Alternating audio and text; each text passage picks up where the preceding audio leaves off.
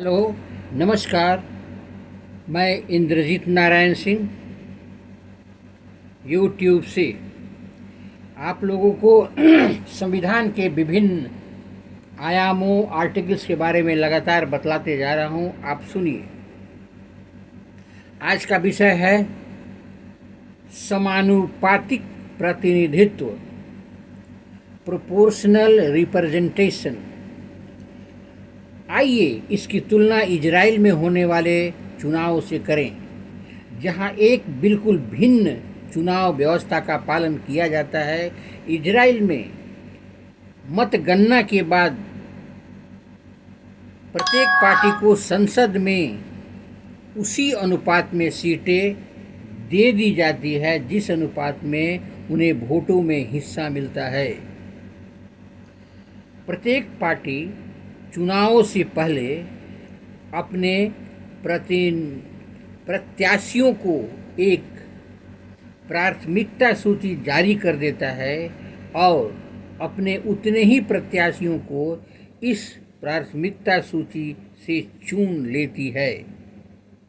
जितने सीटों का कोटा उसे दिया जाता है, चुनावों में इस व्यवस्था को समानुपातिक प्रतिनिधित्व प्रणाली, प्रोपोर्शनल रिप्रेजेंटेशन कहते हैं।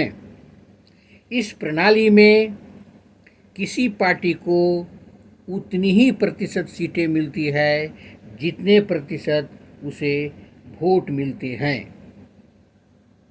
समानुपातिक प्रतिनिधित्व के दो प्रकार होते हैं। कुछ देश जैसे इजराइल या नीदरलैंड में पूरे देश को एक निर्वाचन क्षेत्र माना जाता है और प्रत्येक पार्टी को राष्ट्रीय चुनाव में प्राप्त वोटों के अनुपात में सीटें दी जाती है। दूसरा तरीका अर्जेंटीना या पुर्तगाल में देखने को मिलता है, जहां पूरे देश को बहुसदस्यीय निर्वाचन क्षेत्र में बांट दिया जाता है। प्रत्येक पार्टी प्रत्येक निर्वाचन क्षेत्र के लिए अपने प्रत्याशियों की एक सूची जारी करती है, जिसमें उतने ही नाम होते हैं जितने प्रत्याशियों को उस निर्वाचन क्षेत्र में चुने जाना है।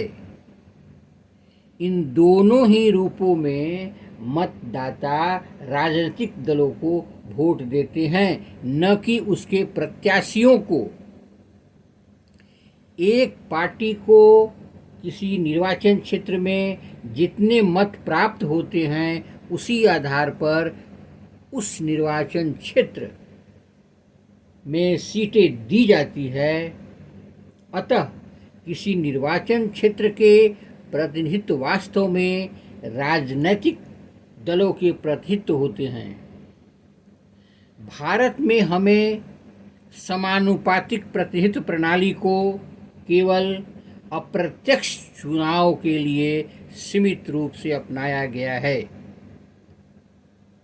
हमारा संविधान राष्ट्रपति, उपराष्ट्रपति, राज्यसभा और विधान परिषद के चुनावों के लिए समानुपातिक प्रतिनिधित्व प्रणाली का एक तीसरा और जटिल स्वरूप प्रस्तावित करता है।